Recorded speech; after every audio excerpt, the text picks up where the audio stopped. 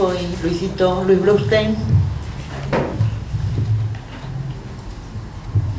Hola, hola.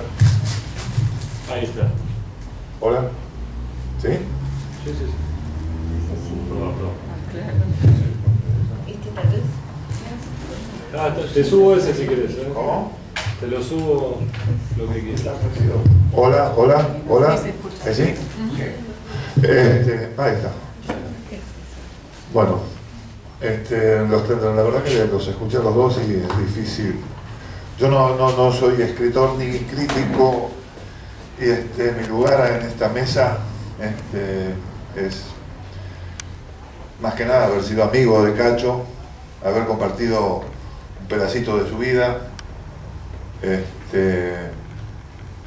y un momento importante, creo yo, también de mi vida, ¿no? Yo me acuerdo mucho cuando hablamos de Cacho de la casa que tenía atrás del Parque Escondido. Además, siempre que hablamos de Cacho me da la sensación como que se empiezan a superponer escenarios y es como el cuento que estaba contando recién Jorge. Cada vez que hablamos de Cacho es como si al mismo tiempo empezara un cuento y se empieza a superponer con lo que vamos haciendo nosotros en la realidad, y hay un escritor por arriba haciendo un cuento que tiene que ver con un lugar como este, con gente como esta que está aquí reunida escuchando lo que estamos diciendo nosotros, ¿no? Siempre es una sensación que tengo cada vez que hablamos de Cacho. Y me hace acordar mucho a esa casa, que también era como una casa de cuentos. Era una casa que no es lujosa ni nada, pero era una casa que estaba, nos reuníamos en una guardilla atrás del Parque Hundido, que es una de las plazas más lindas de México, y esas reuniones eran como reuniones de exorcismo. Cada uno, Cacho venía con su militancia y cada uno de los que participábamos en esas reuniones veníamos también de militancias políticas, algunos seguíamos militando, otros teníamos más o menos expectativas, y cada quien ponía ese día y esa noche en ese lugar, en esa guardilla, atrás del Parque Hundido, México, 9.000 kilómetros de distancia, 120 metros de la casa, a lo mejor de cada quien. Poníamos en juego el dolor que cada uno llevaba, las esperanzas que todavía podíamos encontrar y tratábamos de compartir, darnos ánimos, contenernos, y todo eso se podía hacer por la gran generosidad de Cacho, que en esos momentos actuaba como una especie de gurú aceptado por los que estábamos en la reunión, por la generosidad literaria y además la generosidad como ser humano, ¿no? En esa época Cacho estaba escribiendo La larga noche de Francisco Santi, ¿no? Y muchas veces en las reuniones que hacíamos él leía pedacitos. Yo envidio algunas de las cosas, por ejemplo, que comentó Jorge de Cacho, que yo no soy tan detallista con la memoria. Me acuerdo de las situaciones así más en general, pero muchas veces compartía con nosotros Cacho pedacitos de la novela que estaba escribiendo, de La larga noche de Francisco Santis, y a mí,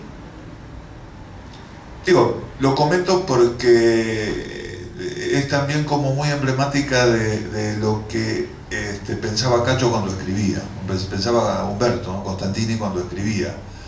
En ese punto, había un punto donde se concentraba todo, su vida, su forma de relacionarse con su país, de relacionarse con sus compañeros, con sus parejas, con sus hijos y con la literatura, ¿no? Había un punto que cuando se habla de un escritor comprometido, digamos, en el caso de Cacho, el compromiso no era con un discurso político o con una imagen política. Él partía siempre de un punto anterior, de una especie de compromiso con el ser humano, un compromiso con la vida.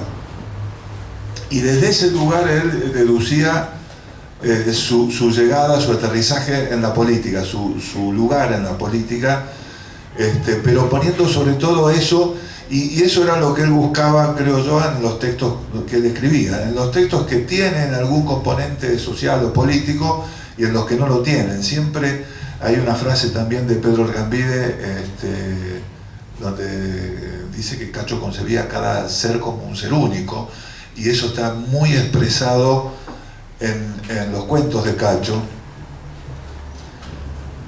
donde todo el esfuerzo de él está puesto en encontrar el momento de grandeza, encontrar el momento de... Él no ve los héroes del bronce, ni la revolución hecha a partir de héroes de bronce, sino de seres comunes que en un momento son tocados o van trabajosamente a partir de su conciencia atravesando lagunas de ambigüedades, de dudas, y van llegando a actitudes que son las actitudes del héroe.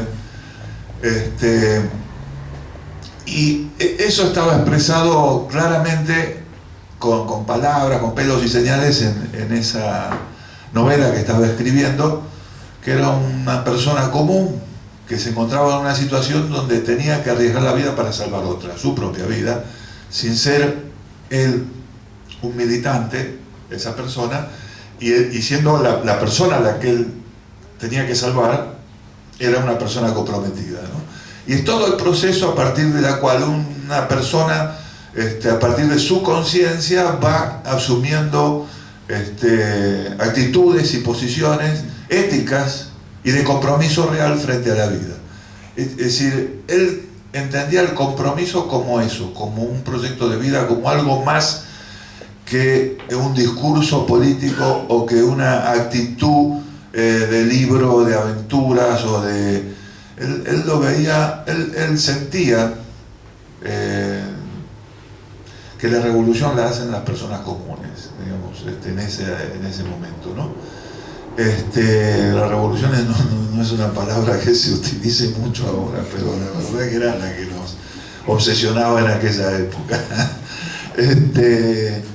Y la revolución, bueno, es una cosa épica, es un relato heroico, inmenso, y hecho por gente chiquita.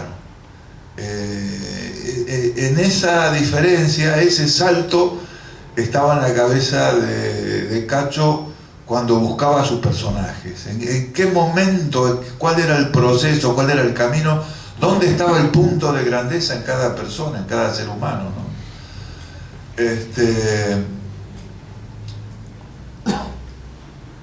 Eso hace, yo creo, si bien la palabra revolución no es una palabra que se use mucho en la actualidad, sí se usa una palabra en la actualidad que es gente.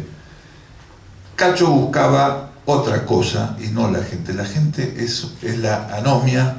Lo que no tiene, lo anónimo, es lo contrario a esa persona individual que va pensando y que va asumiendo y que va viviendo. Él veía el pueblo, que tampoco es una palabra usada ahora, pero entre pueblo y gente hay algo que tiene que ver con identidad, con personalidad, con carácter, con sentimientos, con odios y amores, con envidias, con solidaridades, que gente no. Gente es lo anómico. Cacho busca por ese lado que es pueblo.